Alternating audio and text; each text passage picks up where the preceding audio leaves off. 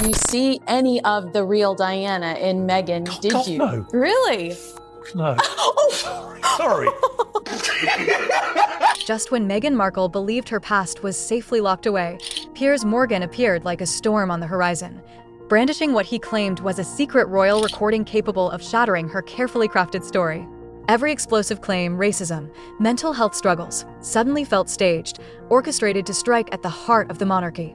And let's be honest, no one has a knack for rattling Meghan quite like Piers.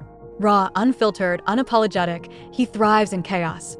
The audacity of comparing her to Diana, the world's ultimate icon? Unthinkable. Yet there he was, living rent-free in the shadows of Montecito, stirring nightmares. Within hours, his cryptic tweet detonated across the internet. Hashtags like #MeghanReloaded trended worldwide. Memes skewered her poised, yoga-perfect image. Reaction channels lit up with feverish energy. And somewhere in California, insiders whispered, Meghan wasn't sipping kale smoothies, she was unraveling. Why would posting about your kids online stop paparazzi from swarming them? The question hung in the air like smoke. This wasn't idle gossip. It was a fragment from her pre-royal life, a shadow of a plan bigger than Harry himself. That single line sent royal watchers, conspiracy theorists, and even her PR team into a spiral. And yes, the infamous Oprah interview still haunted the narrative. There was a conversation about how dark your baby might be, what that would mean, ridiculous, outrageous, unbelievable, but Piers? He wasn't retreating. He insisted this was only the opening act. Buckle up, because the so-called Duchess of Privacy was being dragged back into the very glare she had desperately tried to escape, and this time, the lights were merciless. It began with a single post. No polished video, no staged interview, just a smug, incendiary tweet, found something the palace didn't want aired. Coming soon. Within minutes, timelines melted. Reporters scrambled for leads. Meghan's name shot back into trending chaos, while Piers, probably nursing a cup of tea, wore that knowing, infuriating smirk. He had spent a career poking the Duchess-shaped hornet's nest, and this was peak performance. At first, the public assumed it was another stunt, another jab. Then rumors began to circulate. Piers had uncovered hidden, unaired interview tapes, footage allegedly buried by palace PR long ago. Gossip became dynamite. Fans split in two, half demanded proof, half begged for release. And as for the so-called close personal friends? Ironic, really, considering she had none. He dropped a tweet, 3 words that hit like a thunderclap, told you so. In that instant, the game shifted. Meghan wasn't just trending anymore. She was trapped, backed into a corner. Silence would not save her this time. Online storms don't wait for royal permission. When the mysterious clip finally surfaced, the digital world froze. A low, distorted voice, filtered and grainy, emerged like it had been stolen from a hidden vault. Calm. Unyielding. It whispered words that shattered the calm. Her plan was bigger than Harry. Unpolished. Unrefined. But unbearably real. And suddenly, it wasn't just news, it was combustible. Within minutes, amateur detectives slowed it down, dissected accents, debated whether the voice belonged to a palace insider, a forgotten Hollywood acquaintance, or someone from Meghan's shadowy past. Every playback revealed a new clue, a hidden motive, a flicker of recognition. Royal gossip channels weaponized the clip. TikTok stitched it to red carpet footage. Reddit exploded with theories. Was it an old assistant, fired days before the wedding? Or someone far closer? While her defenders pleaded for reason, the blaze was already unstoppable. #The hidden voice trended globally. Every hour, new enhanced versions of the clip surfaced, cleaned, amplified, dissected. And then came the most chilling moment. Piers reposted it, captioning only, "You're not ready for the next one." That line alone sent both fans and critics spiraling. If this was just the first, the next revelation could rewrite everything. Reports poured in. Over 57,000 UK viewers filed complaints with regulators, a record-breaking backlash for questioning Princess Pinocchio. As one host Riley called it, when bosses demanded an apology, he shrugged, "I'll take the job risk. Thanks, I'll walk." And walk he did into the sunset, leaving the chaos in his wake. Montecito reportedly went into lockdown. Insiders said Meghan was furious, her composed, polished exterior replaced by the razor-sharp strategist who once outmaneuvered tabloids and palace courtiers alike.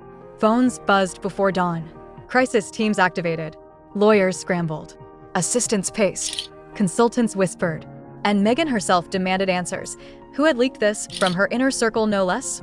That betrayal stung harder than the recording itself. By midday, calls flew to networks, legal advisors, and longtime media allies. The mission: contain the inferno before it engulfed her. But by then, hashtags had already clocked millions of views. The internet wasn't waiting for explanations. It demanded spectacle, scandal, blood. Every attempt to suppress it only fueled the fire. Just as the storm seemed to settle, Piers struck again. A second clip appeared, longer, sharper, and far more incendiary.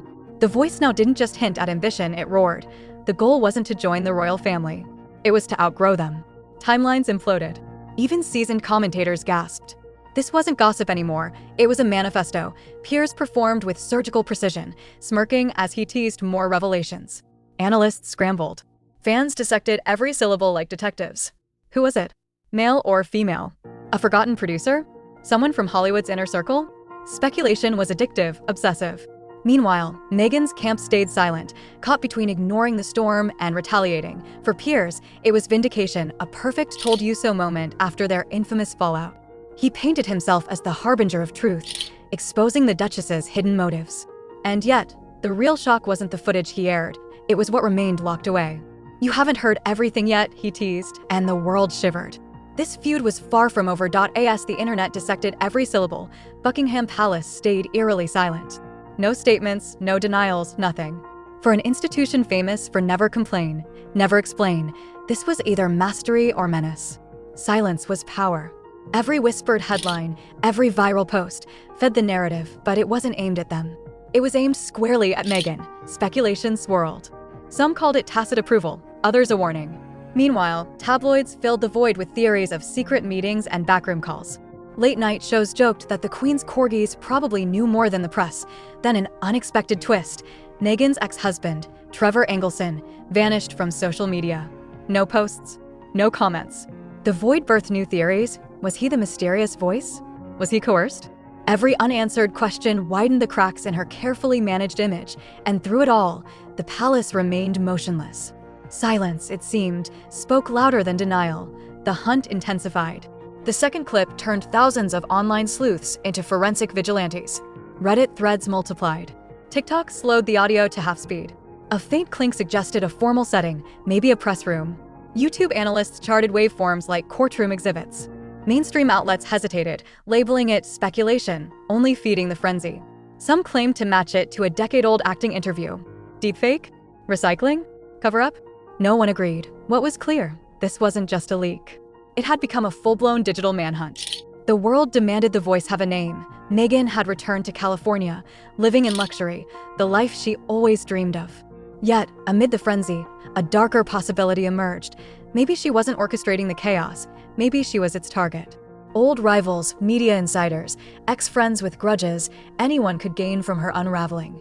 Every theory painted her alternately as master strategist or pawn in a larger game. In the algorithm-driven digital age, perception is reality.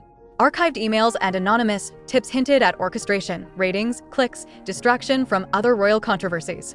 If true, Meghan had been pulled into someone else's story, one she didn't write, couldn't control.